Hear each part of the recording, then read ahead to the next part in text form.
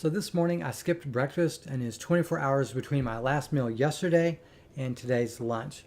What I've prepared here is 1 pound and 5 ounces of USDA choice beef top sirloin steak made in a skillet. It's slightly pink in the middle but lightly browned on the outside, and it was a lot tougher to chew than the ribeye steaks I had yesterday, but it was delicious. It came up to about 1,000 calories according to what I've seen online, and it completely filled me up. And then for dinner, I had pork loin country style ribs with the bone in, and here's what that looked like. Okay, here are country style pork loin ribs. This has some meat in it, so I'm going to eat this, see how much weight is left on the bone itself, and then I'll have an idea of how many calories this is for dinner. Okay, it appears this is 5.3 ounces after you remove the bone, which is just under 300 calories, and that will wrap up dinner for today. Actually, it looks like there's one little tiny one of these left, so I'm going to go ahead and eat it. I'm guessing this is going to be around 300 calories, but I'll know for sure once I weigh the difference between this and the bone. Alright, looks like this is about 4.8 ounces that I consumed for roughly 260 calories according to Nutrition X. So that's going to put me around 1,600 calories or just under that for today, which is pretty good. I'm going to finish off today giving an update on my muscle cramps situation, in my legs. So I had more cramps this morning, and it's becoming a more common occurrence over time. On the morning of days 2, 5, 7, 9, and 10, which is this morning, I've had muscle cramps. And one thing of note, I woke up after only 2 hours of sleep on the morning of day 8, so I don't really know if I would have had muscle cramps that morning. If I did, then that would be 4 nights in a row, the last 4 nights, that I would have had muscle cramps. And if you just take a look at the first and the second day, there were 2 days in between those mornings where I had muscle cramps. And then I had a day off where I didn't have muscle cramps. And then I had muscle cramps, and it was basically every other day and then every day. So that's kind of what I'm dealing with right here. And then last night I drank 8 ounces of snake juice, and I took my leg cramps PM pill about 30 minutes before bed. And then later on, about 4 a.m., I woke up again, and I drank another, 4 ounces or so of snake juice and went back to bed. And then about 8 a.m., my right calf cramped up. For anyone that's watched previous videos, it's been my left calf or left side of my leg. And this morning it was my right calf for the first time. So it happened an hour before my alarm was going to go off at 9 a.m., but I was already awake anyways. And I just felt the need to contract my right foot just a little bit, and then bam, it locked up. And it took several minutes, almost 10 minutes, to get back to normal. It unlocked after about 5 minutes.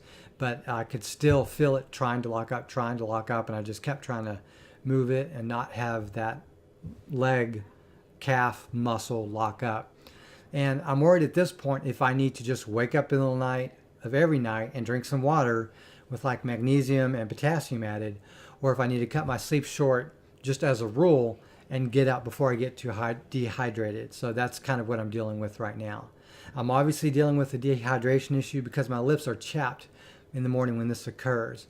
And even though I'm hydrated throughout the day, and this isn't an issue normally, and it certainly hasn't been an issue before this carnivore diet where I've gone really low carb, I just don't want to spend 10 minutes of every morning waking up early and in agonizing pain, because this stuff does sort of add up.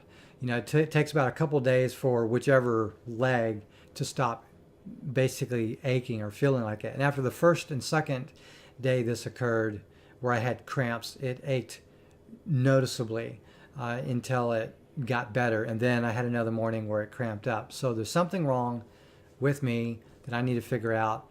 And I don't know what it is. I used to go months without leg cramps on a standard American diet. But to be fair, I still had them, but it was far less frequent and it was kind of random. And right now, under this diet, I just dehydrate a lot more quickly. And I'm wondering if part of it is related to the fact that I drink snake juice off and on throughout the day. I've tried limiting that to the night so that I have more, sodium, sodium, chloride, potassium, bicarbonate, magnesium those are 5 electrolytes in my system before I go to bed, and it still doesn't seem to be enough. So there are people who do extended fasts that don't have muscle cramps like this.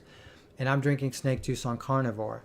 So I'm apparently somehow depleted of magnesium, potentially potassium, possibly calcium. I really don't know. I'm getting pretty decent nutrition. So that's where I'm at right now. I took an Epsom salt bath about an hour ago, and that was about 30 minutes, and I took a shower to wash it all off. And that was to try to inundate my legs with magnesium topically, as they say. And tonight, again, I'm going to drink some snake juice before bed, and if I wake up in the middle of the night, I'm going to drink some more. But I'm still waiting for the magnesium supplement pills to come in. They should come in any day now, and I'll be taking those at about 30 minutes before bed at night. There's one other cure or solution or workaround I might deal with, and that's to order slow release magnesium pills if what I'm doing isn't working. So those are pills that will release over time and should theoretically release overnight and ease this for me. There are also some recipes, now that I mention it, where you can get a cup or two of water, put some Epsom salts in there, and then you chug it down before bed. And if potassium ends up being the issue, I can throw a little no salt in there as well. And again, these are tools I'm thinking about using based on whether or not this situation goes away.